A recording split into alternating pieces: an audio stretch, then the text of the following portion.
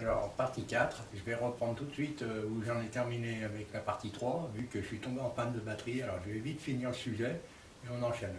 J'étais resté sur 3 positions des mains du Wing Chun. Le Pak Sao, le Tan Sao, le Bong Sao. On va retenir tout de suite le Tan Sao et le Bong Sao, parce que nous allons nous en servir dans nos exercices à venir. Alors, on a vu tout de suite déjà le Tan Sao, la main tranchante, le Bong Sao, donc, qui est une position, on appelle ça la main ailée, comme des ailes. Alors le Bong Sao protège, et on le met en association avec le Tan Sao.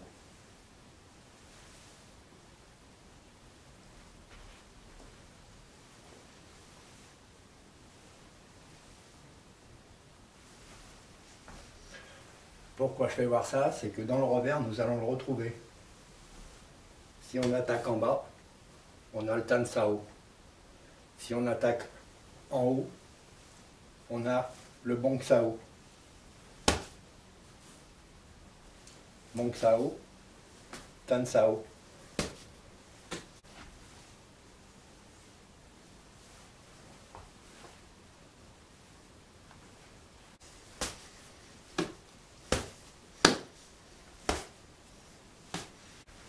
Tan Sao, Tan Sao, Bong Sao, Tan Sao, Bong Sao.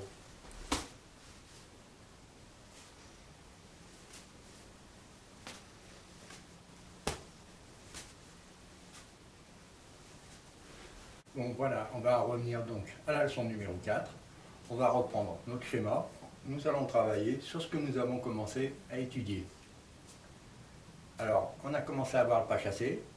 On a commencé à regarder le revers et quelques frappes de Wing Chun. Pourquoi j'ai choisi le revers? Parce qu'on va pouvoir exploiter plein de choses avec. Au niveau de l'image, déjà, il est pratique à filmer, on voit très bien ce qu'on fait. Et surtout, le revers, dans le revers, on va retrouver beaucoup de particularités techniques que l'on va retrouver dans les autres gestes, dans les autres frappes. Donc, je choisis ce mouvement-là parce qu'il est très illustratif. Avec le pas chassé, nous allons voir les side kicks. Nous allons voir notre revers, qui se fait de plusieurs façons, soit avec des coups de poing, soit avec vraiment un revers à l'envers, comme ça là. Alors si on tape comme ça, on va venir taper dans les oreilles, des trucs comme ça. On peut taper dans le cou, on peut taper dans les oreilles, on peut taper dans le nez. Mais on peut aussi s'en servir d'élan. Celui-ci, pour mettre un gauche. On peut attaquer avec les pointes.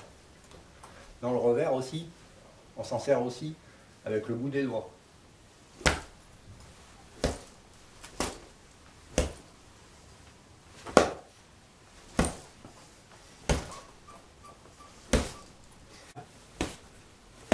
Je reviendrai sur les différentes façons de frapper avec le revers. On va regarder maintenant ce qu'on peut faire d'autre. Dans ce mouvement, nous avons vu que nous pouvons très bien gérer la distance. Pourquoi? Parce que le pas chassé nous permet de faire des grands pas chassés comme des tout petits.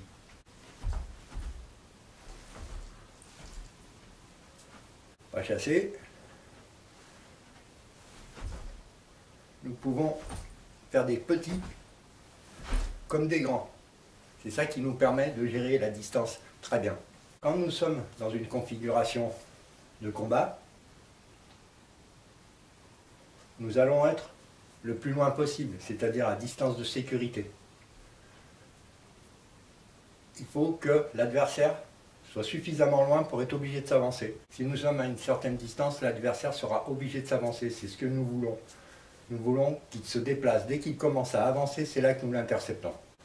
Donc nous allons garder une distance raisonnable pour qu'il s'avance. Mais nous allons arriver très vite d'un coup sur lui.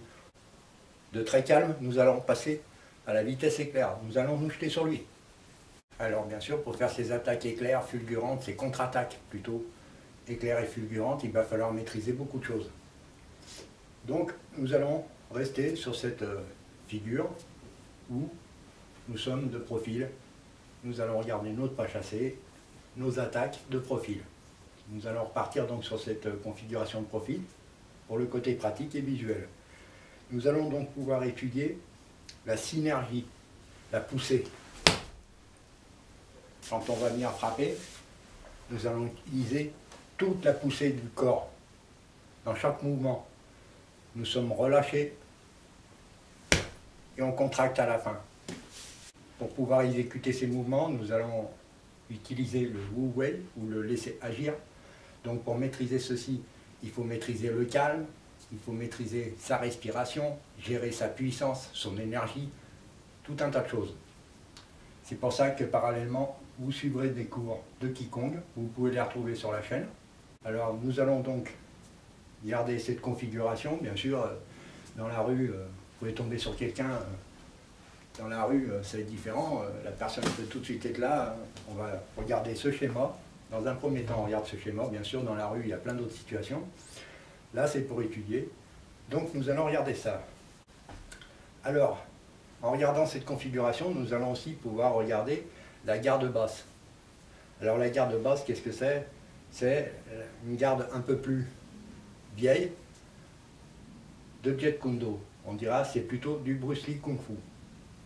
Alors là, nous allons retrouver une position beaucoup plus Tai Chi.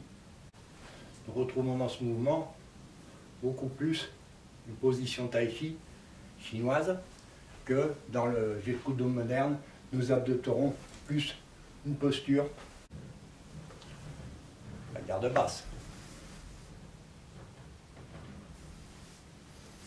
Garde basse, garde haute.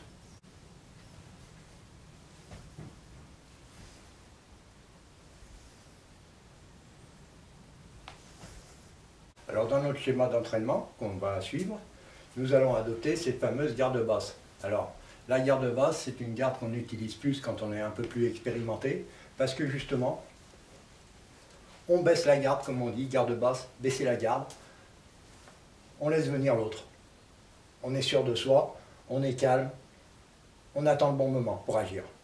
Alors avec ma garde basse, je vais pouvoir intercepter, comme on l'a dit, si l'adversaire doit venir à moi, je vais le stopper en bas, avant de l'attaquer. Si la situation est assez statique, moi, avec mon pas chassé et mon revers, je vais aller le tester. Je vais aller en quelque sorte le titiller, voir comment il réagit, voir comment il bouge. Ce petit aller-retour est faisable grâce à notre pas chassé et il va surtout nous permettre, puisqu'à chaque fois je vais essayer de le toucher, de vraiment estimer ma distance. Ce qui fait que je reviens en arrière, je reprends ma garde. Quand il va avancer, je sais exactement où il est. Donc, en reprenant notre entraînement au sac, nous allons travailler avec notre garde basse. Nous allons simuler comme quoi nous allons titiller l'adversaire 2-3 fois avec notre pas chassé.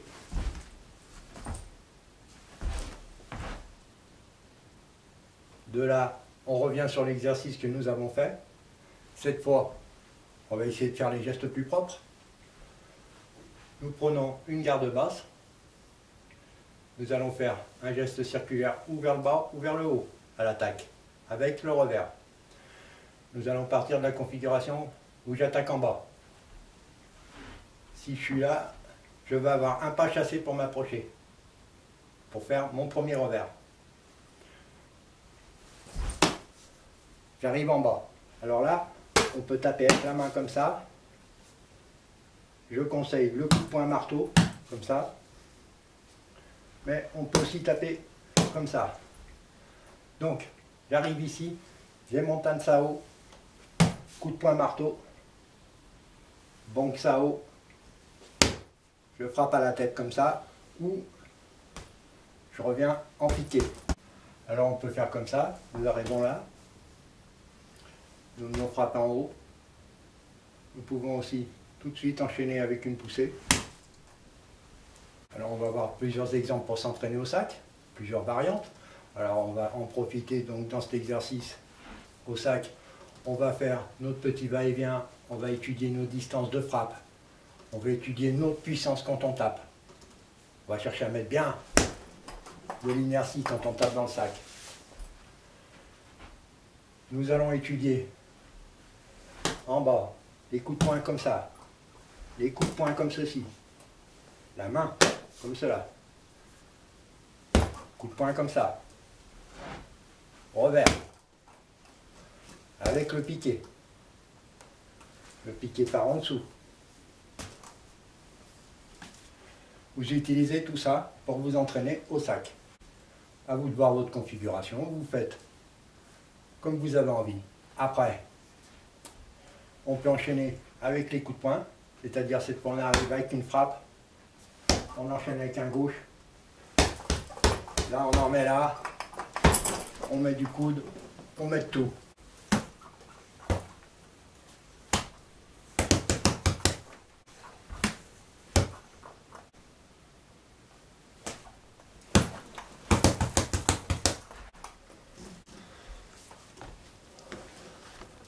En partant vers le haut cette fois-ci, je vais le faire lentement.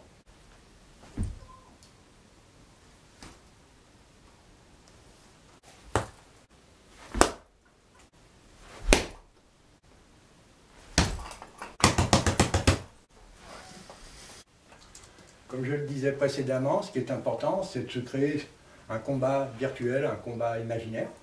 Donc, on va commencer à faire avec ce mouvement comme si on attaquait quelqu'un, comme si on se défendait. On va travailler vachement en avant, en arrière. Nous allons étudier des coups de poing, des piquets, des frappes en bas. On varie, on change en permanence. On va mettre... Donc, on revient sur notre exercice. C'est un exercice qui est basé pour notre entraînement personnel. Donc, tous ces exercices sont faits pour travailler seul. Alors, nous allons commencer par adopter, bien sûr, notre garde basse.